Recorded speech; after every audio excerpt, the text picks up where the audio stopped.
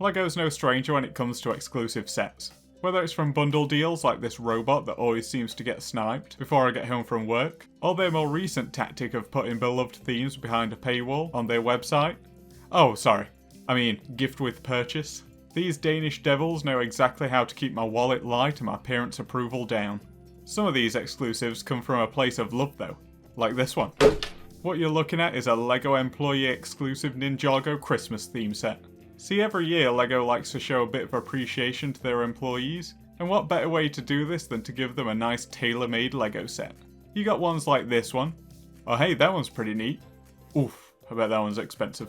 But then on the other hand, you've got, well, this thing. Boom!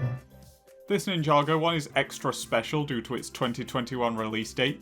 While it wasn't quite the great toilet paper rush of 2020, we were still all stuck inside saving the world one Netflix series at a time.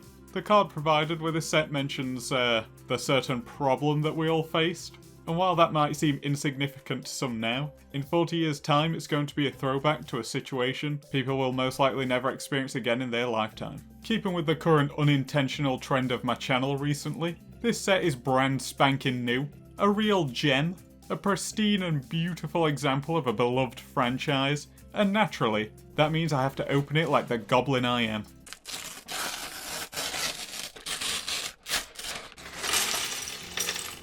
Smells like diminishing value. But what does this set have to offer? Well, Ninjago, just like Star Wars, is LEGO's golden child, so you know we're going to be eating good. The first thing that you get greeted with is a big message telling us how LEGO is planning to transition from plastic to paper bags, and having all plastic phased out by 2025. Strangely enough, this set has a mix of both for some reason, having the highest part count of all the employee gifts at 1,320. The Temple of Celebrations comes with 12 fellas, 5 of them being exclusive to this set. For the regulars, we have the ninjas looking like $1,000,000 decked out in full gold, and Mesmo just straight vibing. Now for the big boys, the exclusives. You have a snowman, very cool. Wu Sensei rocking the golden drip. Mesmo Jr., which means our good friend Mesmo has been sliding into someone's DMs this whole time. Santa Garmadon, which I would argue is the best in the lineup. And finally Misako wearing her son's merch. It's a really strong lineup of figures, and the good news is, they're all relatively cheap to pick up on their own. Before we take a closer look at this beautiful build, I want to show you all the instructions. Now, as most of you know, a good chunk of the LEGO I own is vintage, and it's rare for me to buy a big modern set. So this could just be me going full boomer mode, but I've never seen any instructions like this before. Broken down into 6 booklets, none of them are labelled with actual numbers. Just a picture in the bottom left showing which part of the temple the booklet corresponds to. And with me having room temperature IQ, it really did confuse me for a minute or two. They also all feature their own unique postcard and message inside, which I thought was a very cute addition. Now let's move on to the main building. Like most things Ninjago, it's heavily inspired by Asian architecture. Built at an angle which you don't see all that often, it's absolutely bussing with detail, zero cappuccino. From the red lanterns and Final Destination looking icicles dangling from the roof, to the Christmas wreaths hanging off the wooden side rails. It also has these wooden beams helping hold the place up on this rock formation. Low-key, they look as sturdy as this shed I live in, now thanks to the Indiana Jones video I made last week. If we turn this tower and temple around, you'll notice that just like my credit card warnings, the details just don't stop coming. From the top we have a weird Wu statue and a present. On the next floor we have 2 wooden dressers, one with a toy car and the other with a smaller present. Going down another floor we have a couple of tables, a whole writing station with authentic letter action and a nifty snow globe, and on the other side a small-scale Ninjago City gardens.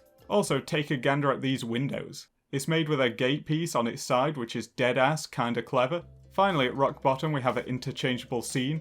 You can choose either a king's banquet with only the finest sweets, or a Christmas tree loaded with presents. Behind all this is a neat little fireplace for the lads to get lit AF, and an anniversary tile just hanging on the wall. They say naughty kids get coal for Christmas, but in the Ninjago universe, Santa turns the kids into coal themselves, thanks to his sled being pulled by a rather large dragon with blades for wings. You also get a neat little sled, and as you saw before, a surprisingly well-made Christmas tree, with a shuriken in place of a star and a bunch of extra presents. Being a corner build, it's extremely helpful in filling out awkward areas on display shelves. Not that I would know anything about that, as it just lives on my floor. Ah, relaxing clutter.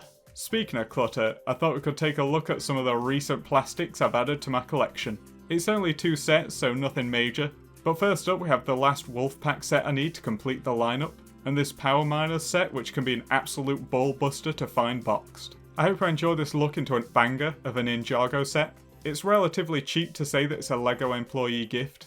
I picked mine up for less than 200 quid, so if you're into Ninjago, I'd recommend picking one up sooner rather than later, as that price will probably climb in the next couple of years or so.